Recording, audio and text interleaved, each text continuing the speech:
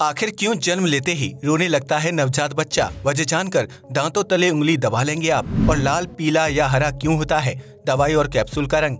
इस जनजाति के लोगों के पैर कबूतर के पंजों की तरह होते हैं विकसित, लेकिन कैसे? ये है अमेरिका की सबसे महंगी बिल्डिंग, जिसकी सुरक्षा करते हैं 30,000 सैनिक। आपने आज से पहले नहीं सुने होंगे इतने अमेजिंग फैक्ट्स। तो चलिए शुरू करते हैं ये मजेदार वीडियो पसंद आए तो इसे लाइक और शेयर करना मत भूलिएगा।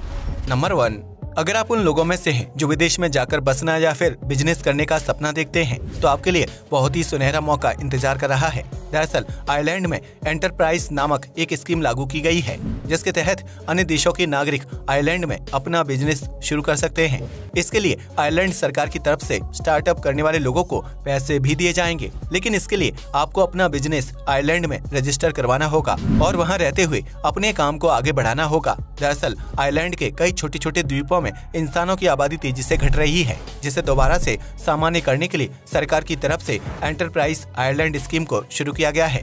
इस स्कीम के तहत आयरलैंड के नागरिक ही नहीं बल्कि बाहरी लोग भी स्टार्टअप के लिए आवेदन कर सकते हैं, जिन्हें अपना बिजनेस शुरू करने के लिए सरकार की तरफ से सहायता दी जाएगी। ऐसे में अगर आप भी विदेश में बिजनेस करना चाहते हैं तो आयरलैंड एक बेहतरीन विकल्प साबित हो सकता है। नंबर 2, भारत समेत दुनिया के विभिन्न देशों में अलग अलग करेंसी का इस्तेमाल किया जाता है, जिनका अंतर्राष्ट्रीय मूल्य भी अलग होता है।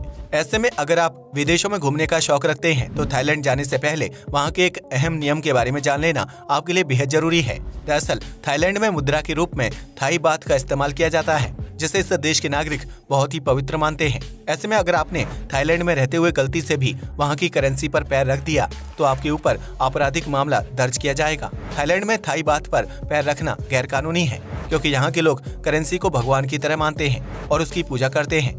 ऐसे में अगर कोई व्यक्ति थाई करेंसी पर पैर रख देता है तो उसे तुरंत गिरफ्तार कर लिया जाता है और दोषी पाए जाने पर व्यक्ति को 15 साल की जेल की सजा भी हो सकती है। इतना ही नहीं, थाई करेंसी का अपमान करने के लिए अपराधी के ऊपर मोटा जुर्माना भी लगाया जाता है, जिसकी वजह से थाईलैंड घूमने के लिए जाने वाले पर्यटकों को अक्सर परेशानी का सामना करना पड़ता है। दरअसल पर्यटकों को थाई करेंसी से जुड़ा यह नियम पता नहीं होता है, जिसकी वजह से अगर वे गलती से भी करेंसी पर पैर रख देते हैं तो थाईलैंड पुलिस उनसे मोटा जुर्माना वसूल कर लेती है।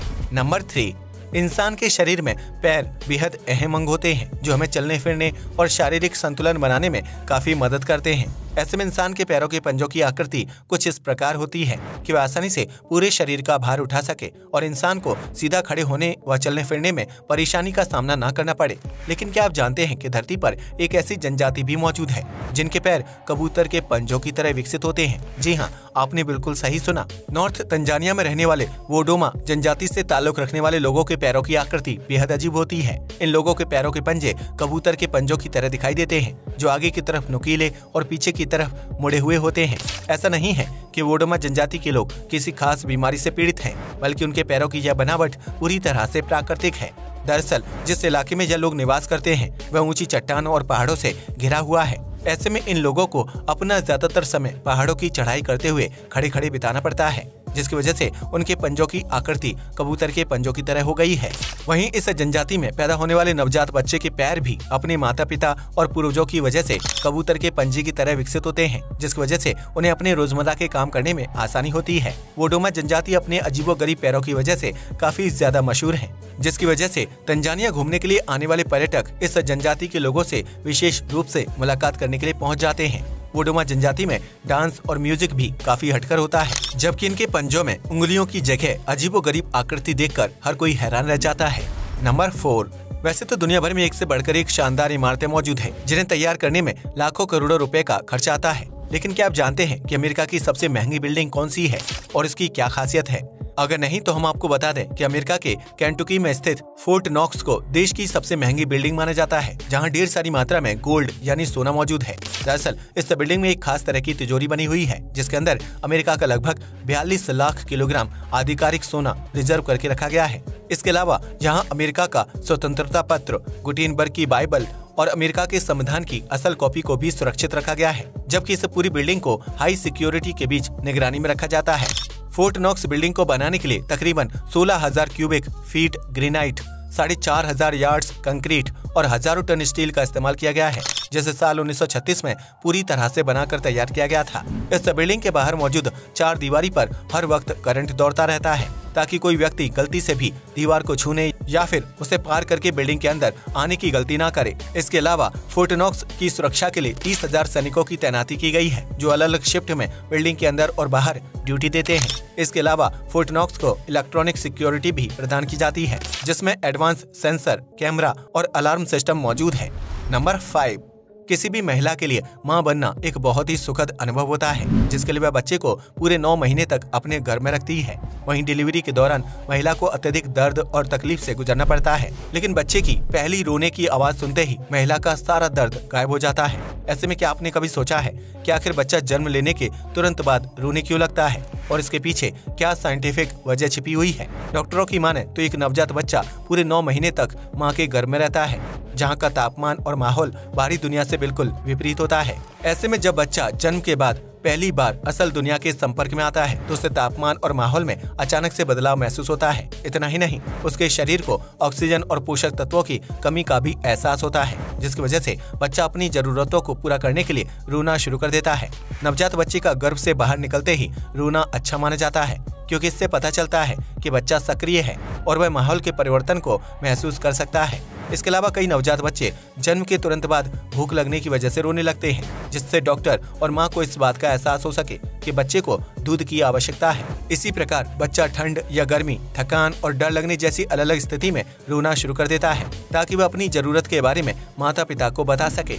नंबर 6, आज के समय में हर किसी के घर में दवाइयाँ देखने को मिलती हैं, जिनका इस्तेमाल अलग अलग बीमारियों को दूर करने के लिए किया जाता है। ऐसे में आपने कभी न कभी इस बात पर गौर किया होगा कि दवाई और कैप्सूल अलग अलग रंगों में आती है, जिसमें लाल, पीला, सफेद और हरा रंग बहुत ही सामान्य होता है। आपको बता दें कि रंगीन दवाइयों की शुरुआत 1960 के दशक में हुई थी, जिसे अलग अलग बीमारी का इलाज करने के मकसद से बनाया गया था। कैप्सूल और दवाइयों को रंगीन बनाने के लिए 75,000 से ज्यादा अलग अलग कलर कॉम्बिनेशन का इस्तेमाल किया जाता है, जिनकी एक पतली से परत को कोटिंग के तौर पर दवाई या कैप्सूल के ऊपर लगाया जाता है। इन दवाइयों को रंगीन बनाने का अहम मकसद उनकी आसानी से पहचान करना होता है, क्योंकि शुरुआती दौर में लोग इतने पढ़े लिखे नहीं होते थे कि वह दवाई का नाम पढ़कर उसका सेवन कर सके। ऐसे में उस समय लोग रंग के हिसाब से दवाई का सेवन करते थे, जैसे बुखार के लिए लाल रंग की दवाई और पीठ दर्द के लिए पीले रंग की दवाई का इस्तेमाल किया जाता था। वहीं दवाई और कैप्सूल के रंगीन होने की वजह से बुजुर्गों और बच्चों को उन्हें पहचानने में मदद मिलती है, क्योंकि बुजुर्ग हुआ बच्चों की याददाश्त कमजोर होती है और उन्हें सही दवाई लेने के लिए रंग को ध्यान में रखना होता है।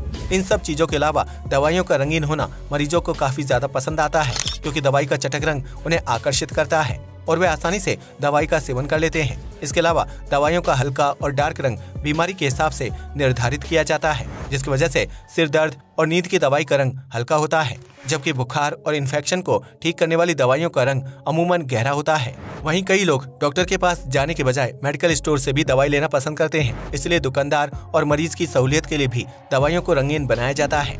नंबर 7, हमारे देश में हर साल कई फिल्में रिलीज होती हैं, जिनमें से कुछ फिल्मों की कहानी सत्य घटनाओं पर आधारित होती है। ऐसे में सरकार की तरफ से उन फिल्मों को टैक्स फ्री कर दिया जाता है। लेकिन क्या आप जानते हैं कि फिल्म के टैक्स फ्री होने से मेकर्स और दर्शकों को क्या फायदा मिलता है? दरअसल जब देश के अलग अलग राज्यों में फिल्म रिलीज की जाती है तो उसके लिए मेकर्स को राज्य सरकार को टैक्स का भुगतान भी करना पड़ता है। यह टैक्स अलग अलग प्रकार के होते हैं, जिसका खर्च फिल्म की टिकट के पैसों से निकाला जाता है। ऐसे में अगर फिल्म सामान्य है और उसे टैक्स फ्री नहीं किया गया है तो उसकी टिकट की कीमत ज्यादा होती है। वहीं अगर राज्य सरकार की तरफ से फिल्म को टैक्स फ्री कर दिया जाता है तो उस स्थिति में टिकट की कीमत कम हो जाती है और दर्शक सस्ते में फिल्म देखने का आनंद उठा सकते हैं। इतना ही नहीं, फिल्म के टैक्स फ्री होने से सिनेमा घर में मूवी देखने वाले दर्शकों की संख्या में भी इजाफा हो जाता है, जिससे फिल्म मेकर्स को फायदा होता है और वह सामान्य के मुकाबले ज्यादा कमाई कर सकते हैं। आमतौर पर फिल्म की टिकट पर 2 तरह के टैक्स लगाए जाते हैं, जिसमें 12 से 18% जीएसटी शामिल होता है। इस जीएसटी को 2 अलग अलग भागों में डिवाइड किया जाता है, जिसमें सेंट्रल जीएसटी और स्टेट जीएसटी शामिल होता है। ऐसे में अगर फिल्म की टिकट का प्राइस 100 रुपए है तो जीएसटी लगने के बाद उसकी कीमत 200 रुपए हो जाती है। इस कीमत में 9% हिस्सा केंद्र और 9% राज्य सरकार को टैक्स के रूप में जाता है, जबकि बाकी बचे पैसे मेकर्स और सिनेमा घर के मालिक की जेब में जाते हैं। यही वजह है कि जब कोई फिल्म टैक्स फ्री होती है तो मेकर्स के साथ दर्शकों को भी इसका फायदा मिलता है। आज के लिए बस इतना ही। वीडियो पसंद आया हो तो इसे लाइक और शेयर करें। धन्यवाद।